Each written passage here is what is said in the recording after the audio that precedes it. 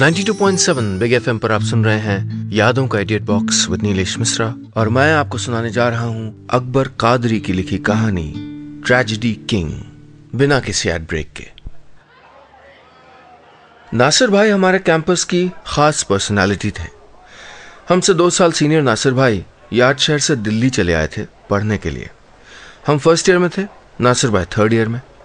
नासिर भाई ज़रूरत से ज़्यादा सादा और एकदम उसूलों पर चलने वाले, वो उसूल जो नासिर भाई ने अपनी छोटी सी ज़िंदगी में अनुभवों के आधार पर खुद बनाए थे। इन्हीं उसूलों की वजह से नासिर भाई के बारे में लोगों की अलग अलग राय थी। अरे पूरा का पूरा सनकी है यार, एकदम झक्की है, किसी की नहीं सुनता यार, हंसाता रहता है, ट्रेजेडी किंग। नासिर भाई दिखने में बिल्कुल किसी गुमशुदा व्यक्ति की पहचान की तरह लगते थे। कद दरमियाना, रंग गेहुआ, चेहरे पे चमकता एक मसा। अलग अलग रंग के कपड़े पहन के कॉलेज में पाए जाते थे। उनसे सलाम दुआ तो रोज ही होती थी, पर इतने करीब से जानने का मौका हमको मिलेगा सोचा नहीं था। हमें, हाँ जी हमें, हमसे मतलब मैं और मेरे दोस्त अजय से है। मैं और अजय हॉस्टल न मिल पाने की वजह से कॉलेज के पास ही कमरा लेके रह रहे थे। दिल्ली आए हुए अभी केवल 6 महीने हुए थे और 6 मकान बदल गए थे। कहीं मकान मालिक ठीक नहीं तो कहीं पानी की दिक्कत। 2 महीने पहले 6 दोस्तों ने मिलके एक बड़ा सा फ्लैट लिया था कि अब भाई मजे में रहेंगे चौड़े से। चौड़ा होने की इस धुन में हम इतने चौड़े हो गए कि भूल ही गए कि इसके परिणाम भी बहुत हो सकते हैं। वही हुआ। पिछले हफ्ते 3 पार्टनर बिना बताए बोरिया बिस्तर उठा के खिसक लिए। 1 महीने का किराया हम 3 को ही देना पड़ा। गजब तो तब हुआ जब एक दोस्त और निकल लिया। समझ ही नहीं आ रहा था कि जाएं कहां। कहावत है ना कि अकेला चना भाड़ नहीं फोड़ सकता, या हम 2 जने होके भी भाड़ नहीं फोड़ पा रहे थे। अजय ने कहा, सुन यार 2 ही ऑप्शन है, या तो पार्टनर ढूंढ लो या किसी के साथ पार्टनर हो जाओ। कभी कभी समझ नहीं आता था कि हम यहाँ पढ़ने आए हैं या कमरा ढूंढने। कॉलेज पहुंच के बदस्तूर दोस्तों में ऐलान कर दिया। सवाल बोए थे, जवाब हो गए। यार एक कमरा खाली तो है पर थोड़ा दूर पड़ेगा। दूसरा दोस्त बोला, यार एक कमरा तो है पर सिर्फ एक पार्टनर की जरूरत है। तीसरा बोला, एक कमरा और है पर तुम लोग अफोर्ड नहीं कर पाओगे। मतलब दोस्त कहे जाने वाले लोग बेइज्जती करने से बाज नहीं आए। जब मालूम है कि हम लोग अफोर्ड नहीं कर पाएंगे तो कमरा बताना जरूरी था क्या? हम लोग परेशान घूम ही रहे थे कि किसी ने बताया कि नासिर भाई को पार्टनर्स की जरूरत है। हम दोनों बेघर लड़कों को किसी ने मंजिल दिखा दी थी। आप सुन रहे हैं यादों का edit box with Nilesh Mishra, सिर्फ 92.7 बिग एफएम पे। रूम की उम्मीद जागते देख मैंने उस दोस्त से पूछा, कहाँ है नासिर भाई? कैंटीन में। चल अजय चलते हैं, हो सका तो आज ही सुलटा देंगे, कमरे के चक्कर में पढ़ाई चौपट हुई जा रही है। अजय ने तरसती निगाहों से मुझको देखा, बोला, सुन यार तू ही चला जा। मैं जानता हूँ कि कितना क्रूशियल टाइम है, पर मीनल अंसारी ऑडिटोरियम के पीछे मेरा वेट कर रही है। समझा कर, मोहब्बत ऐसे कड़े इम्तिहान लेती है। वो देखना चाहती है कि मोहब्बत बड़ी है या कमरे की खोज। मोहब्बत को चुन के अजय चला गया। खैर कैंटीन पहुंच के मैंने नासिर भाई को चारों तरफ देखा, पर वो कहीं दिखे नहीं। डर सा लग रहा था कि कहीं हमसे पहले कमरा फुल ना हो जाए। बेघर स्टूडेंट्स की कमी थोड़ा कैंपस पे। हड़बड़ाहट में बाहर आया, सोचा कि नोटिस बोर्ड पे एक नज़र मार लूं। नज़र के तीर ने काम कर दिया। अभी ताज़ा ताज़ा लगाए गए पर्चे पे साफ साफ लिखा था, रूम के लिए संपर्क करें। नीचे नासिर भाई का नंबर लिखा था। बिना देरी के मैंने नंबर डायल किया। हेलो नासिर भाई, सलाम अलैकुम। भाई मैं आपका जूनियर अशफाक बोल रहा हूँ। आपके पास जगह खाली है? मैं और अजय रूम तलाश रहे हैं। पहले तुम रूम देख लो, फिर बाकी बातें बाद में कर लेंगे, नासिर भाई ने कहा। थोड़ा सा इत्मीनान हो गया था दिल को। मैं अभी कैंटीन से डिपार्टमेंट की तरफ निकल ही रहा था कि अजय दिखाई दिया। लटका हुआ मुंह देख के मैं समझ गया कि जरूर मीनल से झगड़ा हुआ है। ठीक हुआ बेटा, मुसीबत के वक्त भी इश्क बघार रहे थे। उसने कहा, क्यों यार कमरे का कुछ हुआ? मैंने जानबूझ के नाम में सर हिला दिया। बेचारा थोड़ा और दुखी हो गया। मैंने पूछा, क्यों, तेरे मोहब्बत के इम्तिहान का क्या हुआ? अजय ने बड़ी उदासी से जवाब दिया, यार कस्में वादे प्यार वफा सब बातें हैं, बातों का क्या। ये सब बेकार की चीजें हैं अशफाक, इनके चक्कर में टाइम नहीं बर्बाद करना चाहिए। पर यार मोहब्बत तो इम्तिहान ले रही थी, उसका क्या हुआ?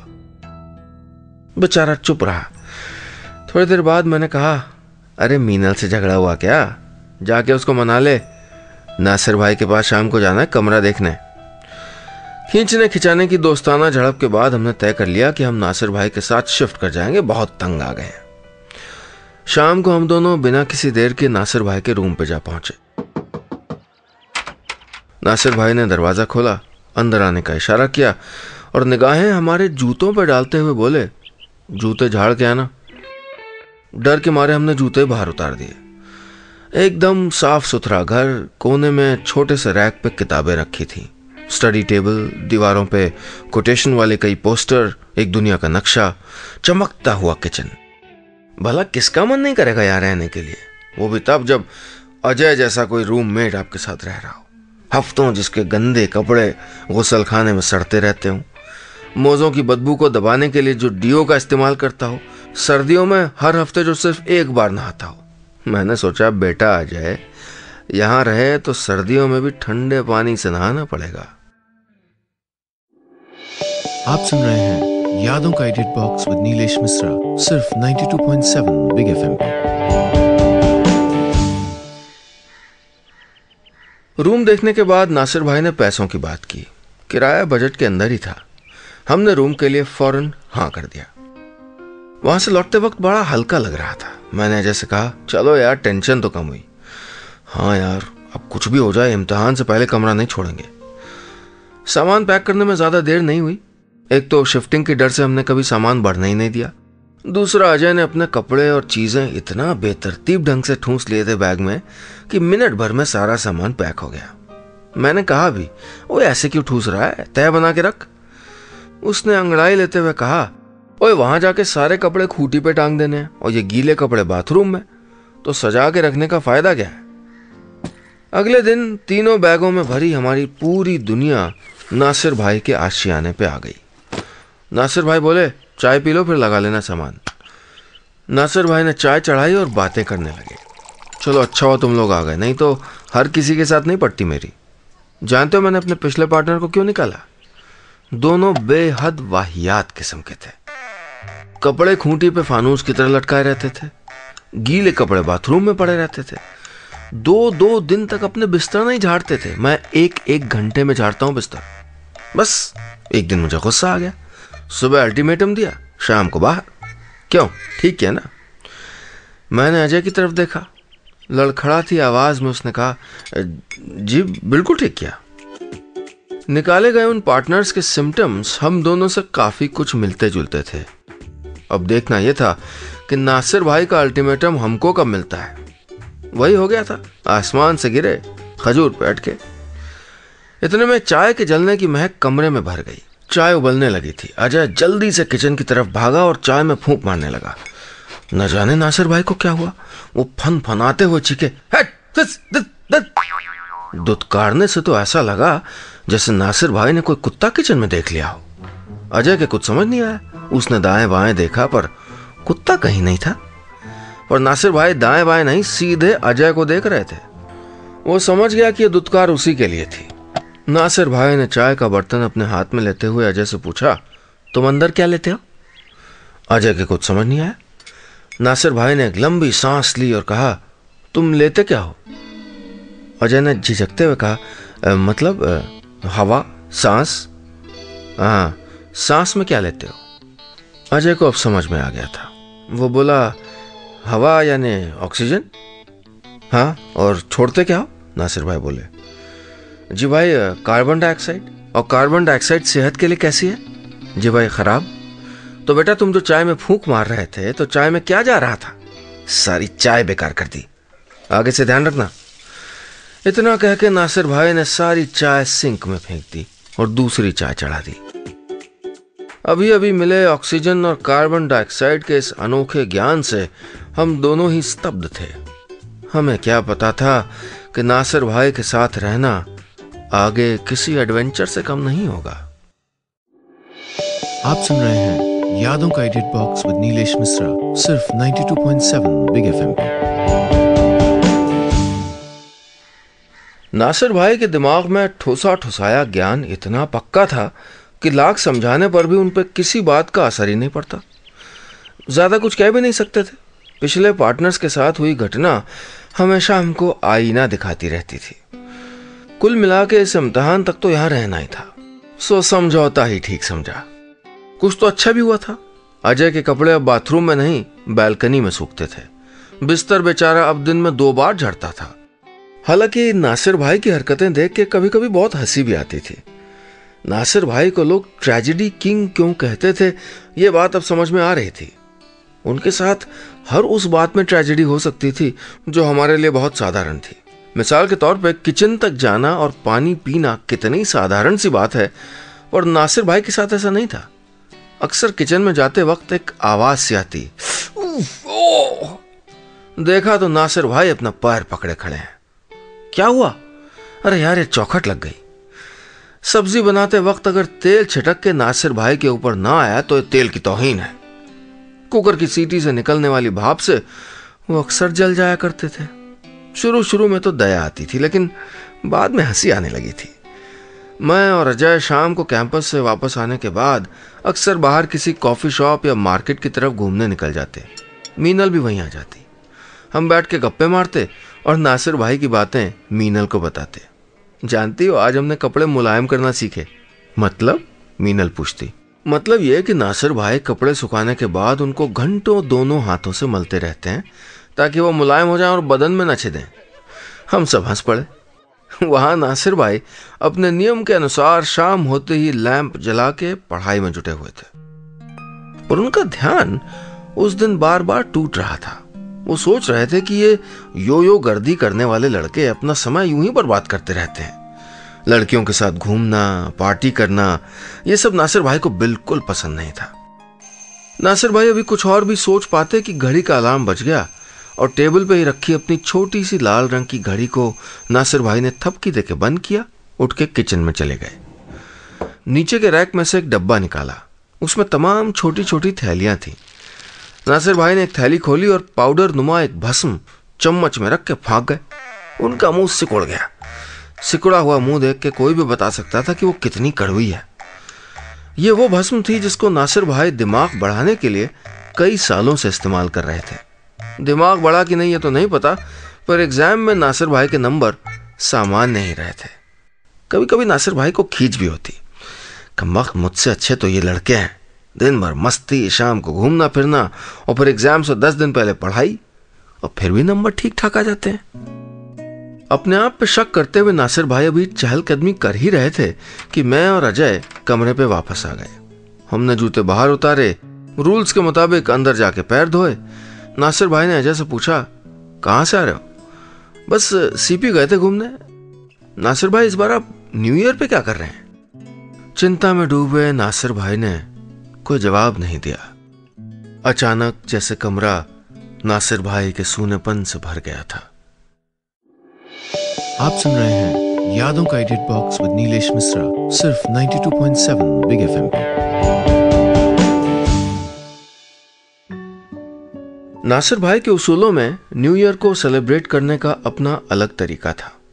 वो और लोगों की तरह किसी पब या पार्टी में जाके नाच गा के चीख चिल्ला के न्यू ईयर नहीं मनाते थे, बल्कि पहले से साफ घर की फिर से सफाई करके घर पे ही खाना पका के कुछ दोस्तों को बुला के सब मिलजुल के खाना खाते थे और लो हो गया न्यू ईयर। अगले दिन नासिर भाई ग्रीटिंग कार्ड बांटते और खूब पढ़ाई करते। उनका मानना था कि 1 जनवरी को जो काम जैसा करोगे साल भर वही सिलसिला रहेगा। अब तक तो नासिर भाई ऐसा ही करते आए थे। हाँ, एक मजेदार बात और, किसी भी खास मौके पे नासिर भाई अपनी खास ड्रेस में दिखते। उनके पास एक नीली शर्ट और काली पैंट थी।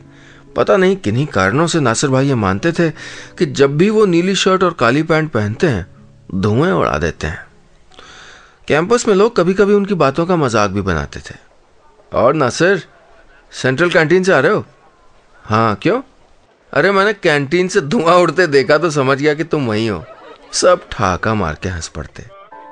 पर खास मौकों पे नासिर भाई ने वो ड्रेस पहननी बंद नहीं की। न्यू ईयर आने ही वाला था। दिल्ली में पढ़ने वाले अपने पहले न्यू ईयर को लेके मैं और अजय बहुत एक्साइटेड थे। अजय तो न जाने कहां से 2 पास भी ले आया था। इंडिया गेट पे अदनान सामी का शो था, कपल एंट्री थी। अजय ने मुझसे कहा, ओए देख क्या लाया हूं, 31 दिसंबर नाइट हंगामा, अदनान सामी का शो। जिन पार्टियों की सिर्फ तस्वीरें अखबार में देखा करते थे, हम वहां खुद होंगे। पर तुझे पास मिले कहां से, मैंने पूछा। अरे अपने कॉलेज में एक लड़का बेच रहा था 250-250 में, और तूने ले लिए। अरे कपल एंट्री, मीनल के साथ उसकी एक फ्रेंड को बुला लूंगा, फिर हम 4 और हंगामा। और नासिर भाई, उनका क्या, वो तो वैसे ही मनाएंगे घर की सफाई करके। अरे तुझको नहीं जाना तो दे देना। अजय थोड़ा गुस्सा हो गया। मैंने कहा, नहीं ऐसी बात नहीं, मैंने तो बस ऐसे ही कहा था।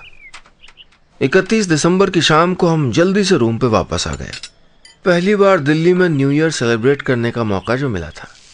उधर नासिर भाई खाना बनाने में उलझे हुए थे, कुछ दोस्तों को बुलाया था उन्होंने। नासिर भाई ने कहा भी, देखो बहुत ठंड है, कहाँ बाहर जाओगे, घर पे ही रहो, अपने दोस्तों को भी बुला लो, बहुत मजा आएगा। अजय ने बात कट की, नहीं नासिर भाई, दिल्ली में रह के भी अगर न्यू ईयर घर पे ही मनाया तो यहाँ रहने का क्या फायदा। बढ़िया से तैयार होके हम निकल गए। चौराहे पे मीनल और उसकी दोस्त मानसी खड़े थे। मीनल बहुत खुश थी, दिल्ली में उसका भी पहला न्यू ईयर था। दिल्ली में दिसंबर की कड़कड़ाती ठंड में भी न्यू ईयर सेलिब्रेट करने का जोश इतना था कि पतले स्वेटर में भी हमको ठंड नहीं लग रही थी।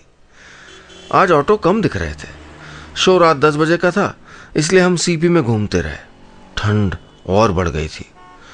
सीपी से इंडिया गेट ज्यादा दूर नहीं था, सो हम पैदल ही चल पड़े। इंडिया गेट तो सामने दिख रहा था, पर शो जैसा कुछ नहीं था।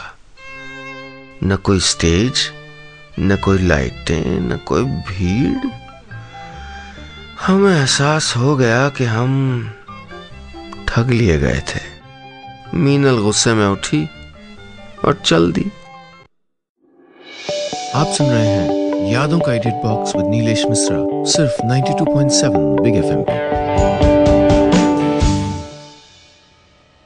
एक तो वैसे मूड खराब हो गया था, दूसरा हवा के थपेड़ों ने ठंड और बढ़ा दी थी। शो की जल्दबाजी में खाना भी नहीं खा पाए थे ठीक से। ऊपर से मीनल और अजय की लव फाइट फन-फनाती। मीनल के पीछे पीछे अजय दूर से देखने पे ऐसा लग रहा था जैसे कोई लफंगा किसी लड़की को परेशान कर रहा हो। इस दृश्य का सत्यापन तब हुआ जब अजय को एक पुलिस वाले ने धर दबोचा। मैं और मानसी जब तक पास पहुंचते, अजय के कान 2 करारे चाटों से लाल हो चुके थे। मैंने पास पहुंच के पुलिस वाले से कहा, सर आपसे कोई गलतफहमी हुई है। अच्छा, तो तू भी अड़ के साथ, दोनों को सीधा करता हूं। शुक्र है कि मानसी साथ में थी तो बात बन गई, नहीं तो न्यू ईयर हवालात में मनता। पुलिस वालों से जान छूटने के बाद बहुत आगे निकल चुकी मीनल को दौड़ के रोका। अजय ने कहा, मीनल मैंने जानबूझ के तो नहीं किया ये, उस आदमी ने मुझको चीट किया, मैं क्या करूं। तुम हो ही बेवकूफ, तुमको पहले समझ जाना चाहिए था। तुमने बिना सोचे समझे पास ले ली। मैंने सारे दोस्तों को बता दिया है। कितनी इंसल्ट होगी मेरी, सोचा तुमने। बहुत बहस हुई। वापसी में कोई ऑटो भी नहीं मिला। इंडिया गेट से पैदल पैदल तकरीबन 8 किलोमीटर ओखला जाना पड़ा। मीनल और मानसी को होटल में छोड़ने के बाद घर लौटते वक्त मैंने अजय से कहा, यार नासिर भाई की बात मानी होती तो कितना अच्छा होता। सही कहते हैं वो, चाहे जो कहो, आगे से घर पे ही सेलिब्रेट करेंगे। अजय ने ठंड से किटकिटाते हुए जवाब दिया, अरे मैं तो कहता हूं हम सेलिब्रेट ही नहीं करेंगे। सुन यार, नासिर भाई को ये सब मत बताना, वो जीना हराम कर देंगे। खैर, हम ठिठुरते हुए घर पहुंचे। नासिर भाई अकेले बैठे थे। हम पास जाके मुस्कुराए। अजय ने कहा, नासिर भाई क्या शो था, अदनान सामी ने जो गाया पूछो मत। नासिर भाई ने कुछ जवाब नहीं दिया। थोड़ी खामोशी के बाद बोले, तुम लोग सही थे यार, मैंने अपने आप को खामखा के उसूलों में बांध रखा है। सही कहते हैं लोग, मैं सनकी हूं। आगे से मैं भी तुम लोगों जैसे मस्ती करूंगा। बाद में पता चला कि नासिर भाई ने जिन लोगों को बुलाया था उनमें से कोई नहीं आया। सारा खाना बच गया था। दिल तो कह रहा था कि कह दूं नासिर भाई आप अपनी जगह सही हो, पर अजय ने आंख से इशारा करके मुझको चुप करा दिया।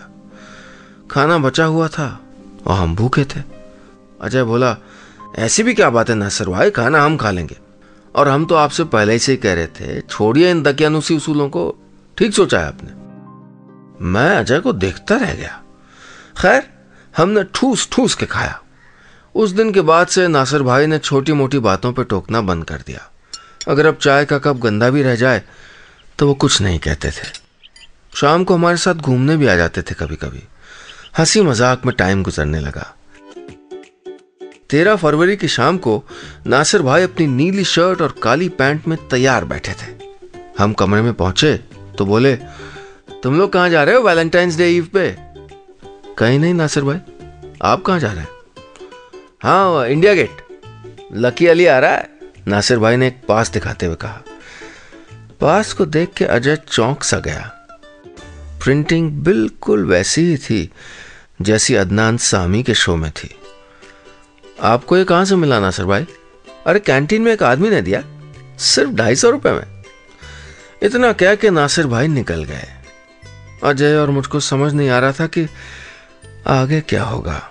अजय ने मुझसे बस इतना ही कहा, नासिर भाई सच में ट्रेजेडी किंग है, हो सकता है हमको जल्दी नया कमरा ढूंढना पड़े। बस इतनी सी थी ये कहानी।